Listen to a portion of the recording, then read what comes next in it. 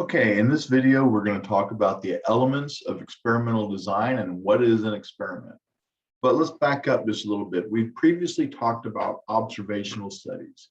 And observational studies are a great way to collect data. They and are the most common type of data collection. And a well-designed observational study can be statistically significant and demonstrate a strong relation or correlation. But observational studies are limited and unable to prove causation. Only well-conducted experiments have the power to prove causation. And that's really important. It's going to show up a bunch. So make sure that you know that only well-conducted experiments have the power to prove the causation. So what is an experiment? Well, an experiment is a controlled study that requires a treatment or treatments to be assigned to one or more groups. The effect of the treatments on the response variable are then compared. Now, experiments must satisfy the principles of control, random assignment, and replication. And we will talk about those in a moment here or throughout this and introduce you to all the vocabulary words. And this video is going to be loaded up with vocabulary. And I highly recommend that you look at your vocabulary page in your notes spiral. So given the simplicity of the definition, you might be inclined to wonder why more experiments are not conducted. And you might have guessed the reason. Yeah, it's time and money, and one other, it's ethics. And yeah, I never really seem to have enough of either.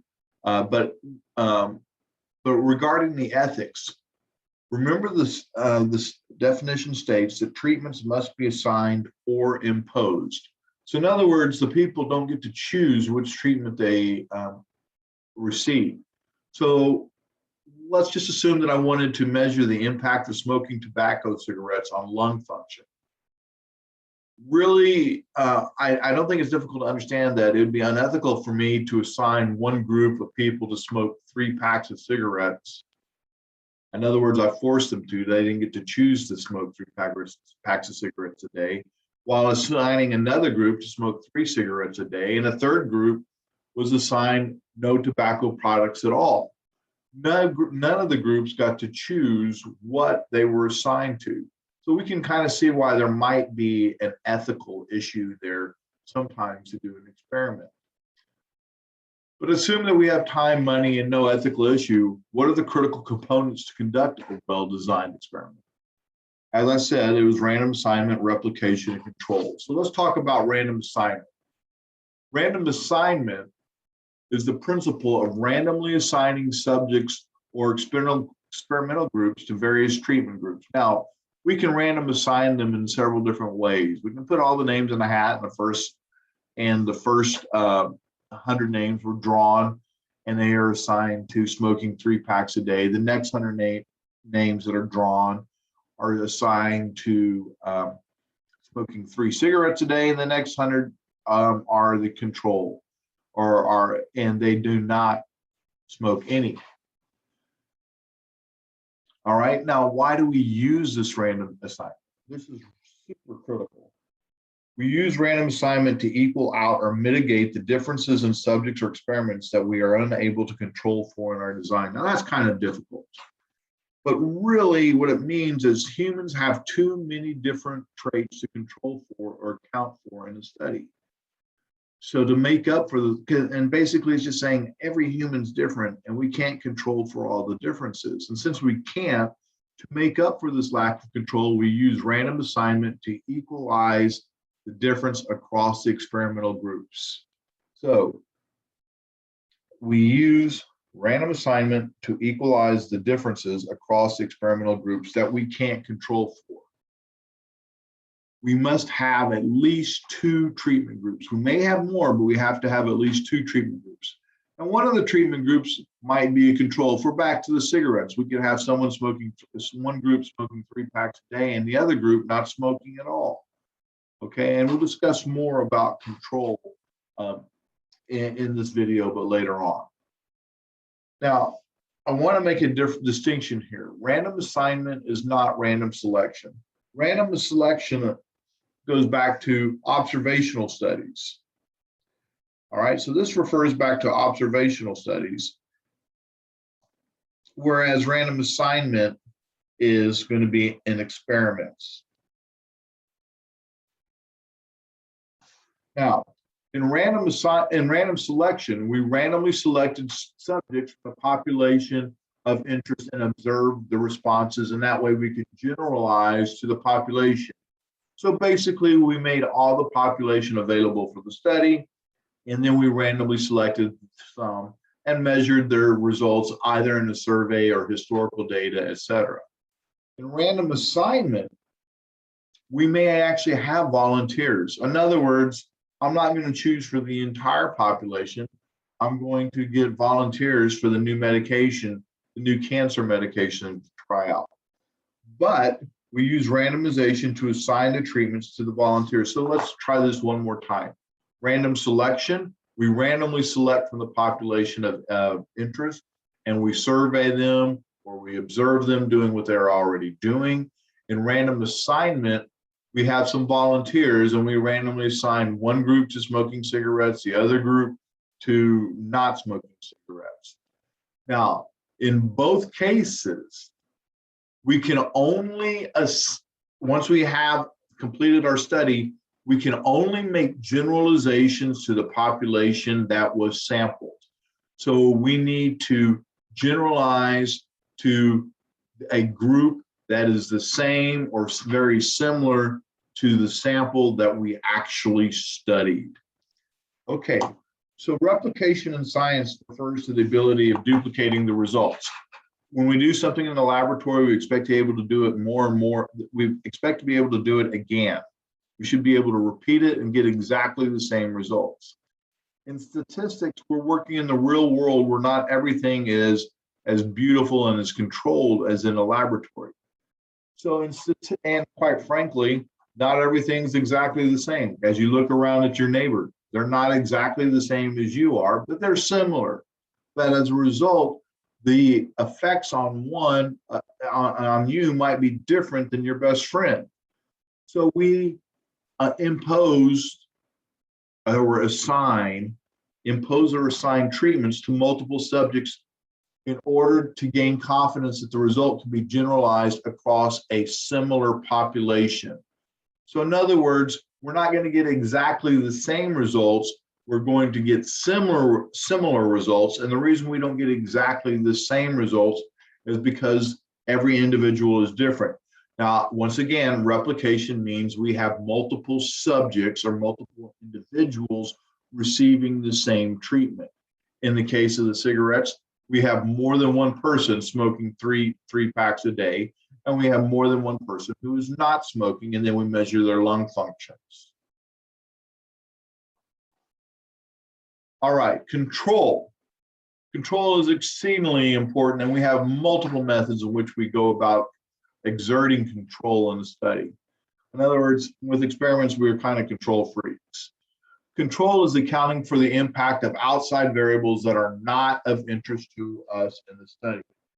So accounting for the impact of outside variables that are not of interest in the study or that might impact our study. So we design our experiments to remove or isolate the effects of external influences that we know will affect. So we'd like to remove them, but sometimes we have to settle for isolating them. We do this so that we can accurately measure the impact of the variable of interest.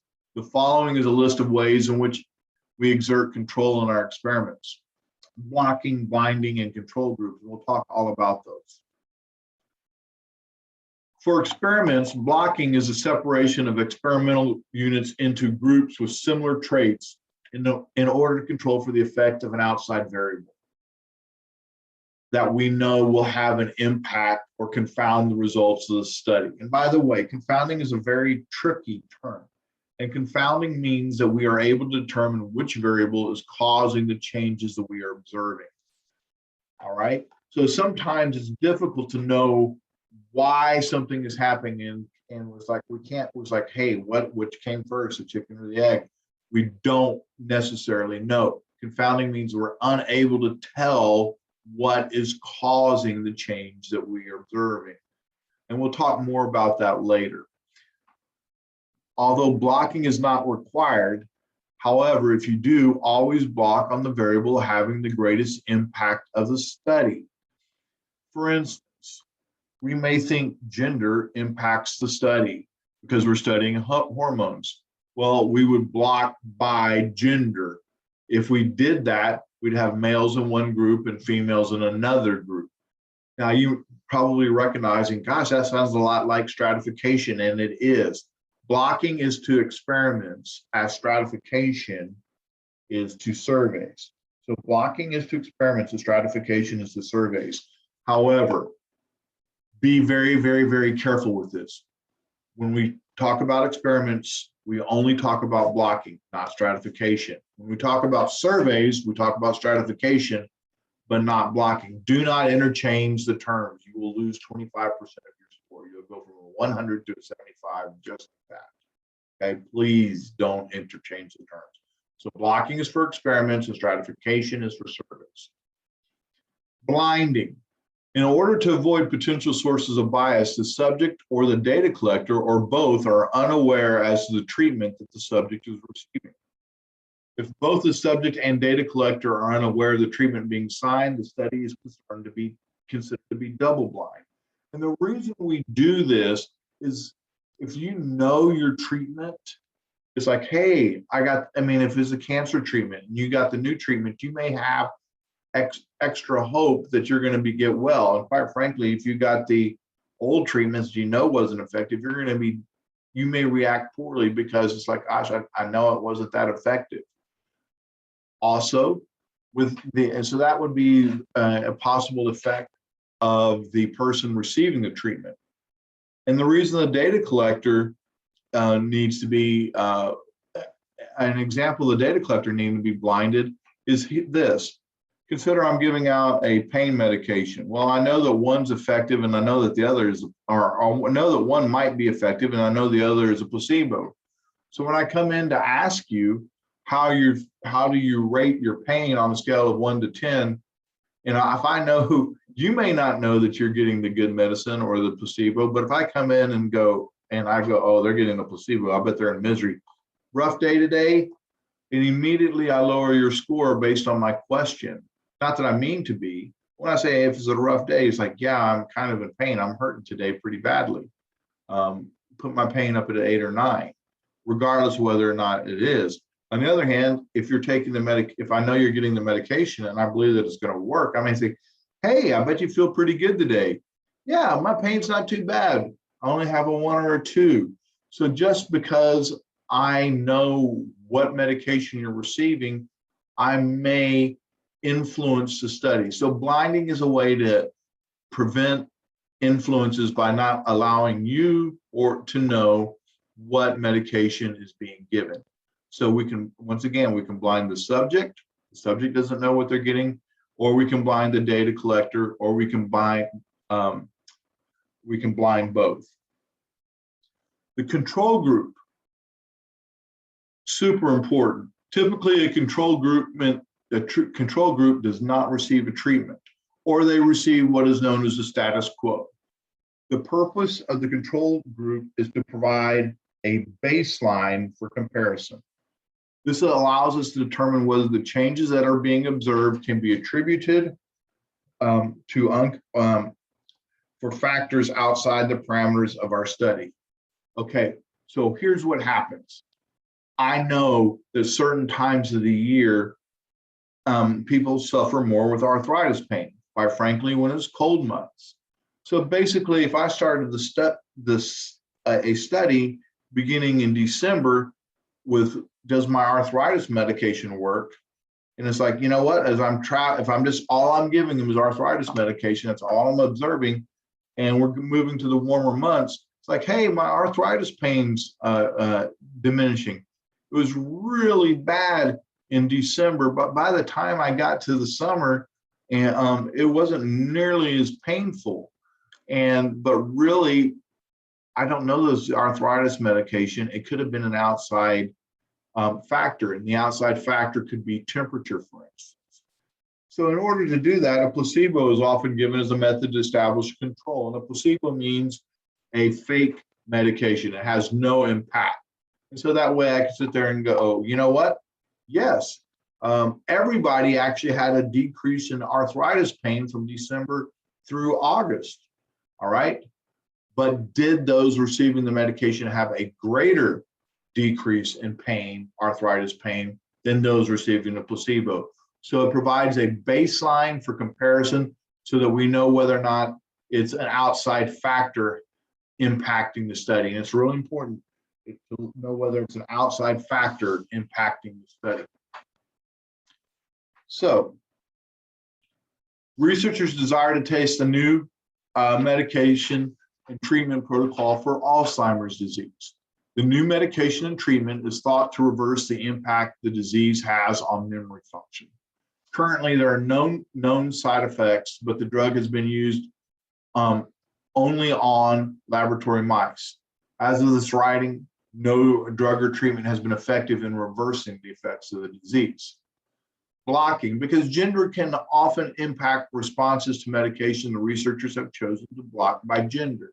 That way I know whether it's a result from having an X chromosome or a Y chromosome or something else in regards to one's gender. Single blinding. All of the patients in the study appear to be in the early stages of the Alzheimer's disease and are fully aware is going on.